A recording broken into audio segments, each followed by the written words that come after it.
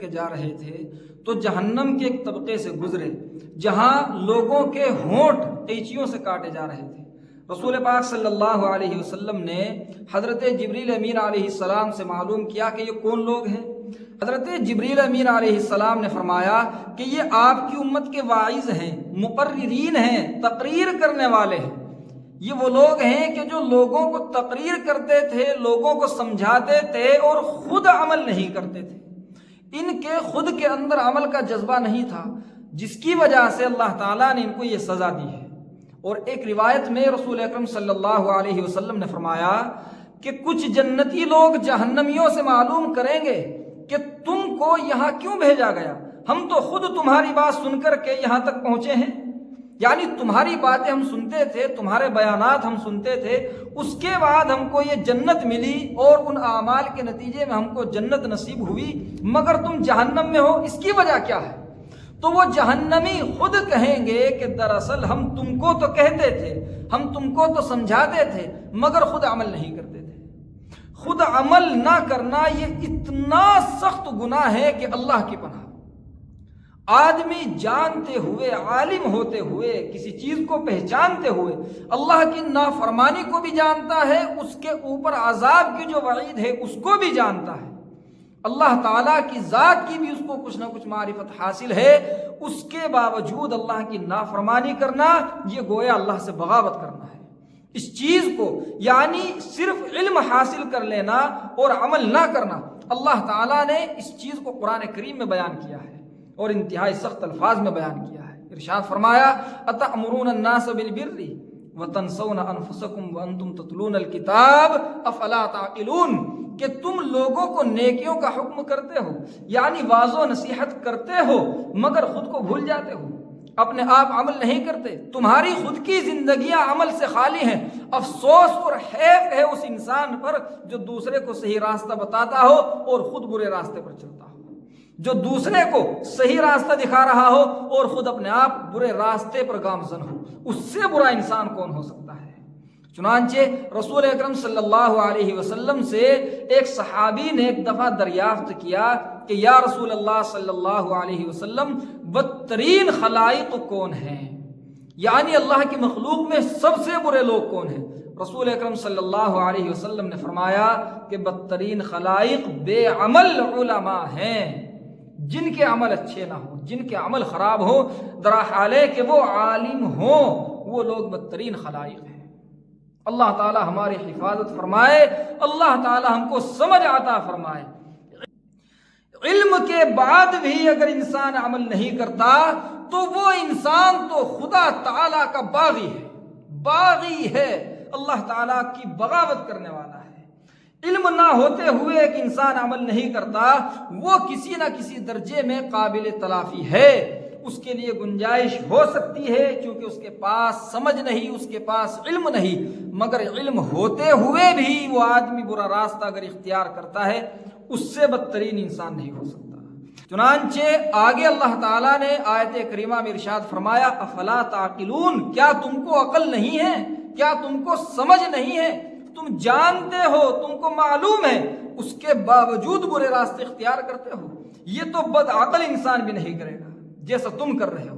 کیا تمہارے پاس عقل ہی نہیں ہے؟ بالکل عقل سے خالی ہو۔ افلا تعقلون، انجام نہیں جانتے کیا ہونے والا ہے۔ اللہ تعالی حفاظت فرمائے۔ قرآن کریم میں اور بہت ساری جگہوں پر عمل نہ کرنے کی صورت میں علم ہوتے ہوئے بڑی سخت وعیدیں بیان کی گئی ہیں۔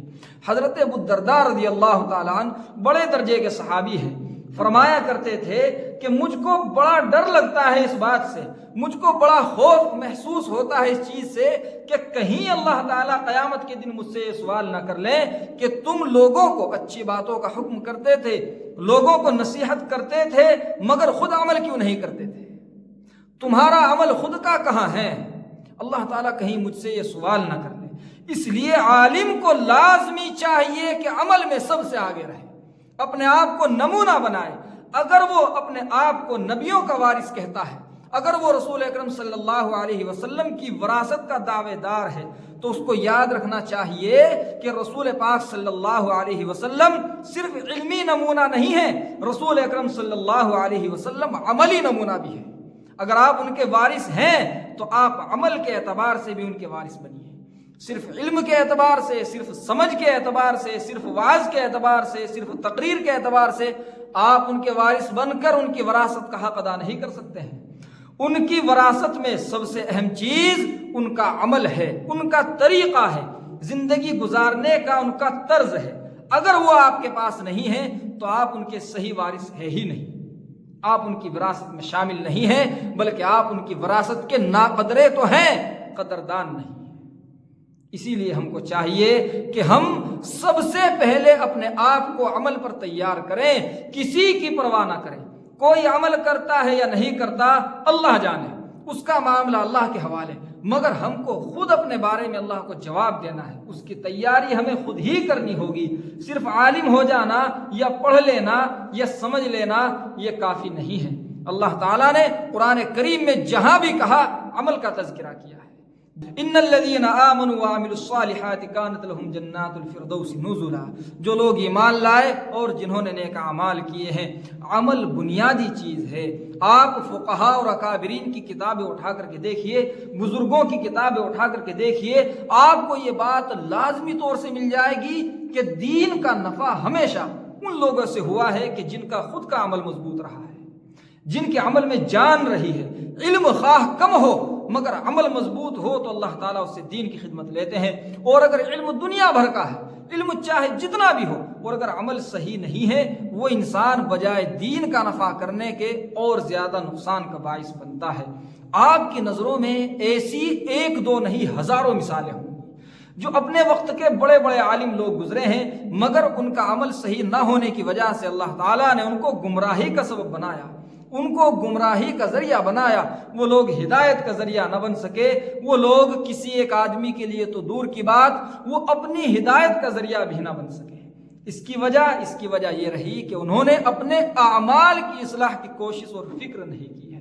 اس لیے ہم کو بہت زیادہ اہتمام کرنا چاہیے اس بات کا کہ اپنے آپ کو سب سے زیادہ صحیح کرنے کی کوشش کریں۔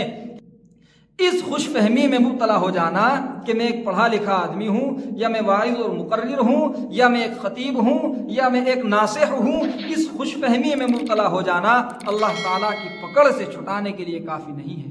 اللہ تعالیٰ تو اعمال پر دھیان دیتے ہیں۔ رسول اکرم صلی اللہ علیہ وسلم نے فرمایا، ان اللہ لا ينظر الى صورکم واموالکم ولکن ينظر الى قلوبکم واعمالکم۔ اللہ تعالیٰ تمہاری صورتیں نہیں دیکھتے ہیں، اللہ تعالیٰ تمہارے مالوں کو نہیں دیکھتے ہیں، اللہ تعالیٰ تو تمہارے دلوں کو اور تمہارے اعمال کو دیکھتے ہیں۔ لہٰذا ہمیں اپنے عمل کو صحیح کرنا ہوگا۔ رسول پاک صلی اللہ علیہ وسلم کی وہ مشہور حدیث شریف ہمیں یاد رکھنی چاہیے جس میں آپ صلی اللہ علیہ وسلم نے فرمایا کہ آدمی قیامت کے دن اللہ کے سامنے سے کھسک بھی نہیں پائے گا، آگے قدم نہیں بڑھا پائے گا جب تک کہ 5 سوالوں کا جواب نہ دے دے۔ اور ان 5 سوالوں میں جو 5واں سوال ہے وَمَاذَا عَمِلَ فِي مَا عَلِمَ، اور اس پر کیا عمل کیا جو آپ نے علم حاصل کیا تھا، اس پر کیا عمل کیا ہے، اس پر عمل کیا یا نہیں کیا۔ اگر عمل نہیں کیا تو یہ آدمی مجرم قرار پایا، اور اگر عمل کیا تو یہ آدمی مخلص قرار پایا۔ اللہ تعالیٰ کے یہاں اس آدمی کا مقام اور مرتبہ طے ہو چکا ہے۔